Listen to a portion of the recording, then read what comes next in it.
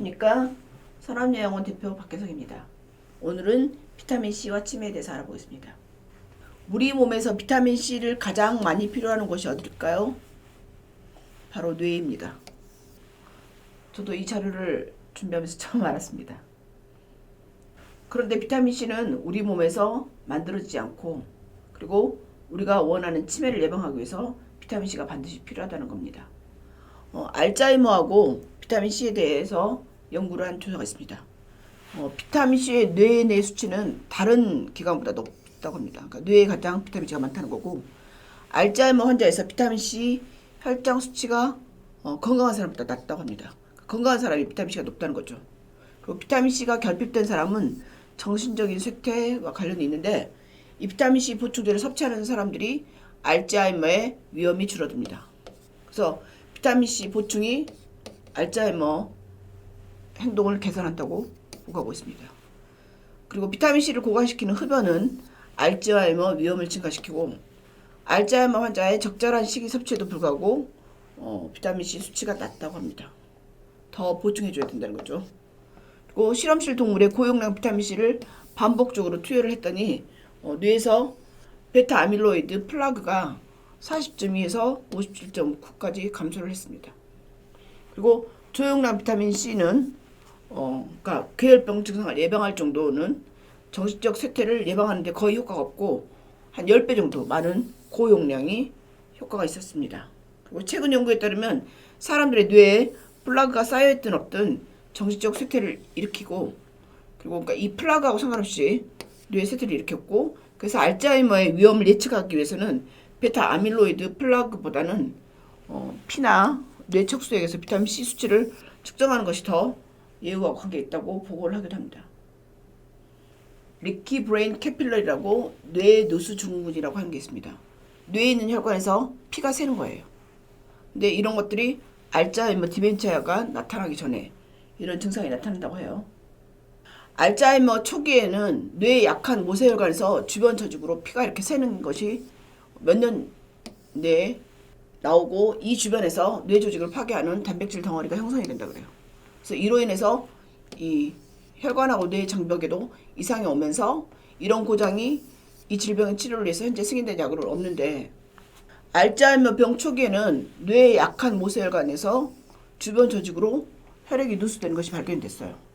근데 리키거 신드롬이라고, 이게 모든 병의 질환이라고, 모든 병의 원인이라고 지금 알려져 있고, 그래서 이것 때문에 밀가루를 먹지 마라, 우유를 먹지 마라고 얘기를 하는데, 뇌에도 이렇게 리키 브레인 캐필러리라고 하는 것이 나오는데, 이게 알츠하이머가 나타나기 전에 미리 있다 그래요. 그래서 이게 같은 기전이 아닐까 이렇게 생각을 하는데, 이때 이제 요구되는 이것을 예방하기 위해서 필요한 것이 비타민 C라고 그래요. 이게 뇌 척수액의 항산화 보호 효과가 있어요.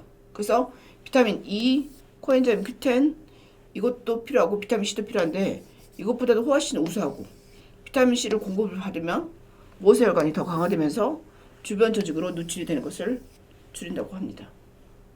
1940년대 이후로 계속 비타민 C가 모세혈관을 강화시킨다는 것이 보고가 되고 있고, 이 모세혈관은 동맥과 정맥을 연결하는 역할을 하는데, 이 모세혈관이 튼튼해지면 동맥과 정맥의 흐름도 강화되고, 그리고 산소나 영양 공급, 노폐물의 처리도 잘 이루어지게 되는데, 보통 우리가 과일하고 이제 채소를 통해서 비타민 C를 보충을 받는데, 이거는 그 정도의 기대할 수가 없고, 영양 보조제로 500mg씩 4시간에서 6시간. 그러면 4시간에서 6시간 정도 하면 보통 2000에서 3000mg이 필요하거든요. 그래서 요즘 닥터메가 비타민 C라고 3000mg짜리가 아예 나왔어요.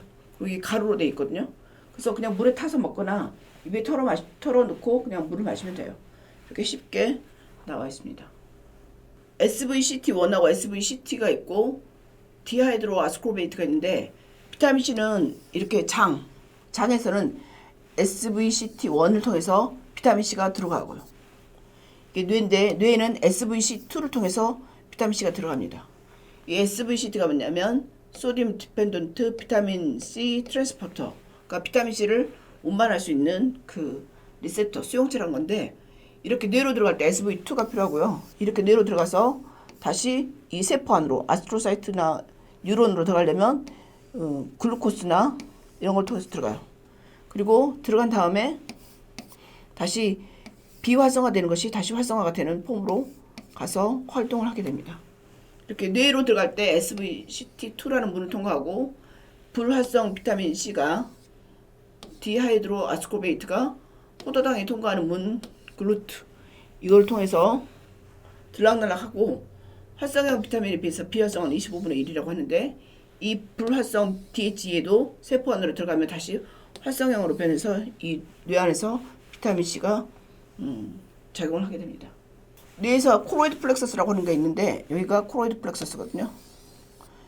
이 코로이드 플렉서스가 이 부위예요. 이 부위에서 보통 하루에 500cc 정도 뇌척수액이 만들어져요. 뇌척수액은 우리 몸에서 뭐 피처럼 이렇게 뇌 안에 흐르는 액이거든요. 이곳에 비타민 C의 전용문이 있으면서 비타민 C가 이 속으로도 들어갑니다. 이렇게. 그리고 하루 섭취한 비타민 C의 75%가 척수를 통해 들어가지 않고 뇌에서만 작용을 하고, 우리 몸에서 비타민 C가 제일 많은 곳이 이 부위예요. 다른 몸에서는 한 25% 정도 비타민 C가 있습니다. 비타민 C는 SBCT2라는 비타민 C 전용 통로를 통해서 몸 전체의 75%에 해당하는 비타민 C가 이 안에 있습니다. 뇌 안에. 뇌 안에서 여기를 통과해서 들어가죠. 다시 세포 안으로 들어가고 이 안에서 작용을 합니다. 비타민 C는 뇌 속에서 카테콜라민을 만들고 콜라겐을 만들고 HIF1 알파 조절을 포함해서 보조인자로 작용을 하고, 이 소디움 디펜던트 비타민 C 트랜스포터를 통해서 뇌나 뉴런으로 수송이 됩니다. 그리고 산화된 아스코베이트, 디하이드로 아스코베이트가 글루트라고 하는 포도당 수송체를 통해서 세포에 들어간 다음에 환원이 되면서 활성형이 됩니다. 뇌가 아스코베이트를 고갈시키기 가장 어려운 기관이기도 하지만 신체에서 가장 높은 농도의 아스코베이트가 뇌나 부신에 있습니다. 이런 것은 뇌에서 아스코베이트가 중요함을 보여줍니다. 그래서 비타민 C가 부족하면 빨리 치매가 올 수도 있겠죠. 그리고 이 비타민 C는 글루타메이트, 도파민, 콜린, 가바 이런 것에 신경 조절하는 인자기도 하는데, 이런 것들이 다 몸에 중요한 영양소거든요. 그래서 퇴행성 질환, 특히 치매겠죠. 이런 게 그 산화 스트레스를 동반하기 때문에 이 비타민 C는 허혈성, 뇌졸중, 알츠하이머, 파킨슨, 헌팅턴에 대한 치료 기능을 할 것이라고 기대를 하고 있습니다. 그래서 이런 질환이 있을 경우 비타민 C를 주면 도움이 되겠죠. 참고적으로 저도 저희 엄마가 굉장히 안 좋은 상태에서 콧줄을 끼고 있는데 비타민 C 3000mg을 계속 줬거든요. 지금 저희 엄마가 많이 떨어뜨렸어요. 그래서 비타민 C의 중요성을 굉장히 좀 새삼 느끼고 있습니다. 보면 뇌 CSF에 200에서 400 마이크로 밀리가 있고, 뇌에는 2에서 10, 보면 아드리날 글랜드, 그 다음에 근육, 그리고 PRBC, 플라즈마, 리버가 있는데 이 CSF가 가장 많고, 그 다음에 아드리날 글랜드, 부신화가 많습니다. 그만큼 뇌에 굉장히 많은 비타민 C가 있습니다. 인체에 비타민 C가 부족할 경우 신체의 다른 어떤 부위보다 뇌에 더 오래 머물러 있기 때문에 비타민 C는 뇌에 가장 많은 거고, 이제 괴혈병을 걸리면, 괴혈병이 그 영국의 배를 타고 이제 영국이 전 세계를 침범하러 다닐 때 배에서 1년 내내 그 있었던 선원들이 사망의 원인이 가장 많은 게 괴혈병이었거든요. 뭐 이유 없이 피를 토하거나 눈에서 피가 터지거나 이유 없이 죽었는데, 이제 배에서는 옛날에 냉장고도 없었을 거고 신선한 과일도 없었을 거고 야채도 없었겠잖아요. 그러니까 비타민 C가 부족한 걸 알았겠죠. 근데 비타민 C가 부족할 경우 제일 나중에 나타나는 증상 중 하나가 이제 우울증인데, 뇌가 가장 많이 비타민 C가 그나마 이제 남아있기 때문에 이 비타민 C 부족으로 우울증 유발되고, 녹내장이나 간질 같은 질환도 이 안구나 뇌 질환에 이것도 다 뇌하고 관계되잖아요. 이것도 비타민 C가 부족한 증상이기 때문에 이거를 채울 경우 이것도 증상이 좋아진다 그래요. 그리고 이 이유가 가바 수용체들이 적절하게 기능하지 못하게 하기 때문에 이제 이런 증상이 있다 그러고, 비타민 C가 풍부한 식단을 했더니 녹내장에 걸리긴 이 망막에도 신경 보호 효과가 있었다고 하고, 그래서 비타민 C가 많은 파프리카나 오렌지 이런 것들을 같이 먹는 게 좋고, 이런 비타민 C가 부족한 질환은 비타민 C를 보충해 줘야 되고, 근데 원래 필요한 것은 그렇게 많지는 않거든요. 그래도 이제 이렇게 안 좋은 사람들은 과량의 비타민 C를 보충하는 게 좋죠. 아스코르빅 애시드하고 아스코르빅 애시드 프리 레디칼, 디하이드로 아스코르베이트 이게 있는데, 이게 이제 활성형이고 이게 비활성형이고 프리 레디칼이거든요. 그러면 이 아스코르빅 애시드가 일렉트론 전자를 하나를 주면 이렇게 아스코빅 프리 애시드가 됩니다. 아스코빅 프리 라디칼이 되고, 여기 다시 디스뮤타제가 되면 디하이드로 아스코베이트가 됩니다.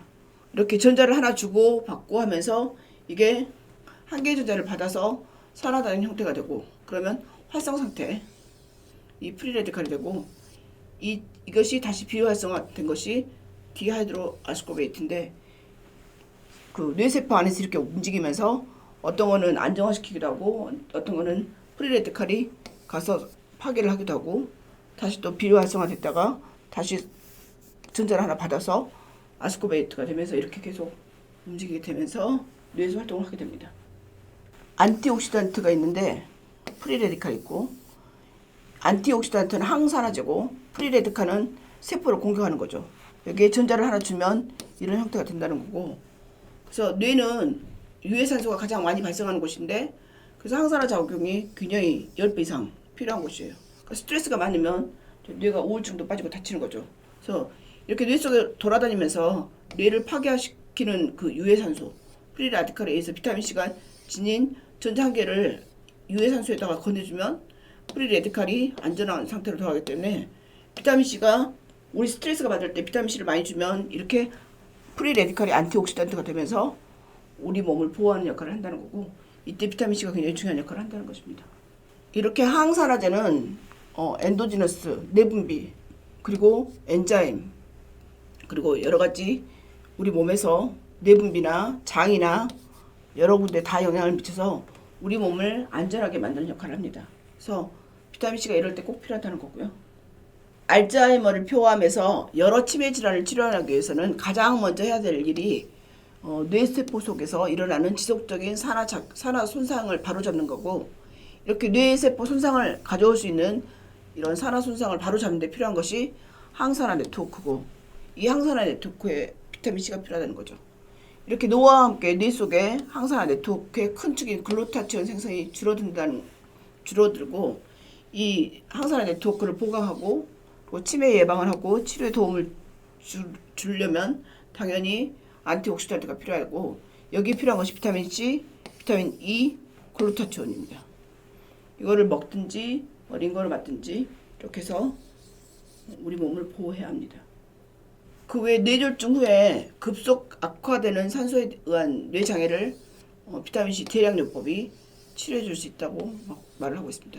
여기 이제 대량요법, 메가도스가 필요하다는 거고요.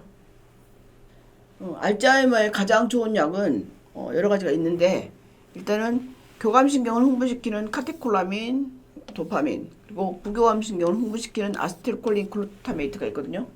이 네 가지 신경 전달 물질을 균형을 일으키게 해주는 역할이 비타민 C입니다. 이 작용은 항산화 작용이 아니고 네 가지 신경 전달 물질을 생성을 많이 해주고 억제하는 촉매 역할을 하는데,